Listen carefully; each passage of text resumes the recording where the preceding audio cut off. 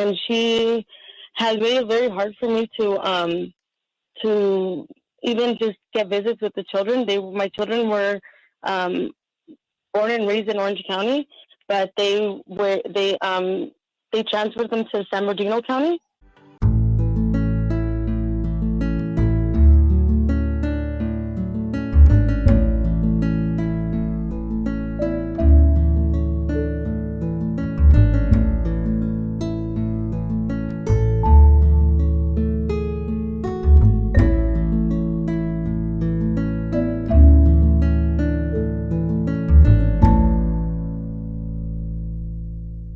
Davis, and this is The Secret, How to Fight CPS and Win. I'm joined today by a very special guest, an expert in CPS law and practice, Jennifer Ani. Jennifer, you still there? Yes, I am. Okay, Jennifer, let's take a call from California from someone named Jennifer. Jennifer, are you there? Do you have a story to tell or a question to ask? Question to ask, sorry. Go for it. So my kids I have two children, ages 10 and 5 when this happened, 4. But this happened back in August, and I basically have been working with one social worker. I have two social workers that actually, I guess I'm supposed to work with 2 of them, but I'm only working with one, and she has made it very hard for me to even just get visits with the children. My children were born and raised in Orange County, but they transferred them to San Bernardino County, and they were transferred to San Bernardino County with a family member of my daughter's, but my daughter's the person that she was placed with was my ex-boyfriend's family, which I have a restraining order with. So I have a restraining order on this person, and they placed my children with his family. So that right there, I kind of thought that was, how would I tell you, like, unfair. I didn't like it. Yeah, and due to the fact that my son isn't his son, it's just my daughter. Mm-hmm. So that with that, and then they also claimed that I had eight calls before this call, and they were all, I guess there was 7 calls, and this was going to be the 8th. So they got a warrant for them to remove the children. But the 7 calls that they're calling that were made were from my ex, but all of them were unfounded. Like, I had the social workers come out to the house, and there was nothing that I was doing wrong. If anything, my daughter did let them know that her dad had been telling her to say lies about what was going on, or say lies to the social worker. So I just think, like, is it true that they have to, wouldn't they investigate first before removing the children? Because right now they're saying that my children were removed because of welfare 300 or something, like neglect. Mm-hmm. Well, Ms. Ani, what do you think about that? That question she had. Well, I was hoping to know a little more about the reason stated for the removal, because they obtained a warrant, which tells me that they didn't find there was any emergency to remove the child. And yes, they do have to do an investigation. However, it doesn't have to be as thorough as one might think it would have to be until later on in the proceeding at jurisdiction. For detention, it's a probable cause basis pretty much. And that is probably the lowest level of proof that is required in our legal system. But so general neglect because of what? Because of a dirty house? Because I was in a, I think it all started when I submitted, I requested a restraining order, and then I took the restraining order off. Like, I requested a restraining order, and then when I went to court, the day of the hearing, my mom, I had basically, I had we had came to an agreement that I was gonna keep my son, that he was gonna give me full custody of my son. It was just gonna leave me alone. Like he said, if you take it off, like I'll just, I'll give you full custody of my son Gordo. So I'm like, okay. So when I went to see the judge, that's what I told him. I'm like, oh, I just want to remove I'm just here to take I don't need the restraining order anymore, but I do want to see if I can apply for full custody for my son. And that's when he's like, well, I don't do that, but you have to come back and file your paperwork again. File paperwork with the downstairs, like first floor, but I can remove not remove it, but he was just gonna not kind of like let it go.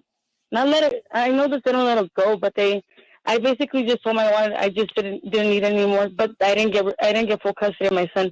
But I think that's what started everything, because I was still letting him see my son, and I was still talking to him. So after that, I had been talking to another person, and then that person, I stopped talking to him. And we were already like not even dating or anything. And he found out that I was talking to my son's dad also. So he basically he drugged me. And the night before, the social worker was coming out. So the social worker went to the hospital, and he saw me at the hospital. And then in his report, he said that I was like spinning out, that I was withdrawing, and it wasn't that. It was that I was taking they had given me medication it kept me like very dizzy, and I couldn't keep my food in because of the whole medication that they were giving me at the hospital. But it was because I had an infection in my lung. So on my paperwork, it said it told me what to do, like who to contact in regards to like what had happened.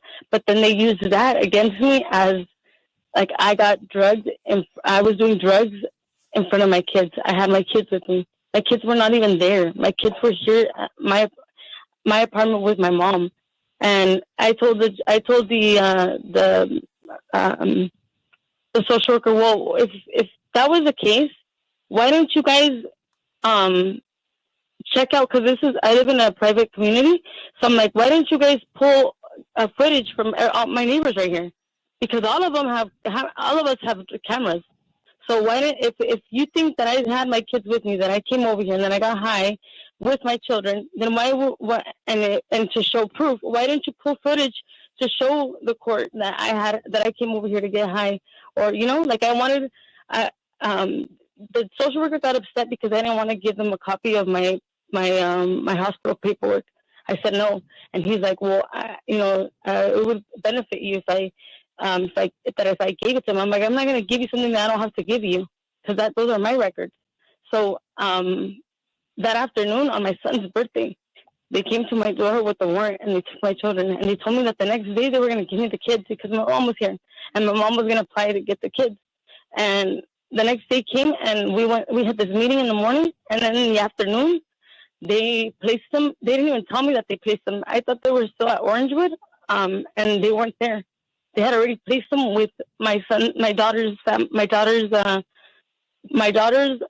brothers, his younger brothers, him and his girlfriend.